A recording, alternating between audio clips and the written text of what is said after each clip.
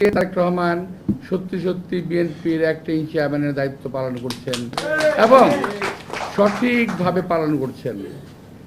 যারা একসময় তারেক রহমানকে পছন্দ করতেন না, তারাও আজকে বলতে বাধ্য হচ্ছেন যে তারেক রহমানের ভিতরে ম্যাচুরিটি এসেছে। বলে শুনতে ভালো লাগে আমাদের। আমি একটা ঘটনা বললাম, আমি বললাম না আপনার সাথে কথা বলবো, আমি ঘটনা বললাম। আজকে এখন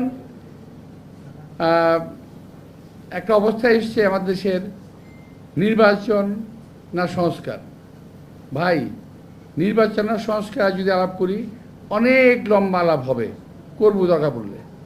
কিন্তু ছোট্ট একটা কথা কি জানেন, নির্বাচনের বিকল্প শুধুমাত্র নির্বাচনই হতে পারে, অন্য কোনো কিছু হতে পারে না। নির্বাচনের বিকল্প নির্বাচন। এখন আমি বুঝি না, আর আমি কথা বললেই তো বলবো যে মির্জা আব্বাস তো সংস্কারের বিরুদ্ধে কথা কয়, সংস্কার চায় না। আরে ভাই না, আমাদের জন্য, নির্বাচনের জন্য, দেশের জন্য, দেশের মানুষের জন্য যেই সংস্কারটুকুর প্রয়োজন আমরা সেই সংস্কারটা চাই। কিন্তু আমি একবার একটা বললাম না, একদিন বলছিলাম যে আপনারা যেগুলা বলতেছেন সংস্কারের কথা, সব সংস্কার তো মানা যাবে না। এই কথাটাকে টুইস্ট করে আমাদের কয়েকজন বিদেশে অবস্থানরত তথাকথিত সাংবাদিক, এমনকি স্বাস্থ্য চেহারা মোটা হয়েছে এমন লোকটা প্রায়ই আমার ইসে আসে, ফেসবুকে আসে, উনি প্রায় বলেন কেন মানবেন না, আপনাদের কি স্টেক আছে, কেন মির্জা আব্বাস আপনি মানবেন না? আরে ভাই, তোমার যেমন বিদেশে পালায় থেকে কথা বলার অধিকার আছে, আর আমার কি দেশে থেকে কথা বলার অধিকার নাই?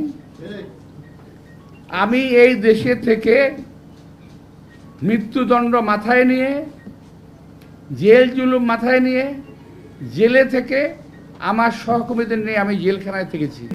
এই দেশেই আছি, পালিয়ে যাই নাই। আপনারা তো পালাই গিয়ে লম্বা লম্বা কথা বলতেছেন, আপনারা তো জীবনে কোনোদিন দেশে আসবেন না।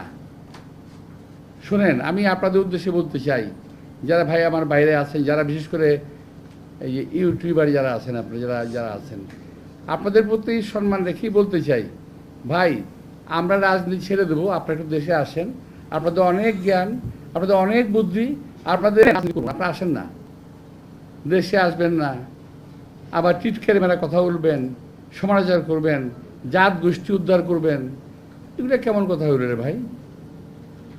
অকথা বলবেন, কথা বলবেন, কুকথা বলবেন, একটা মানুষের চরিত্র হনন করবেন, এগুলো কি? এগুলো কোনো রকম গঠনমূলক কাজ না।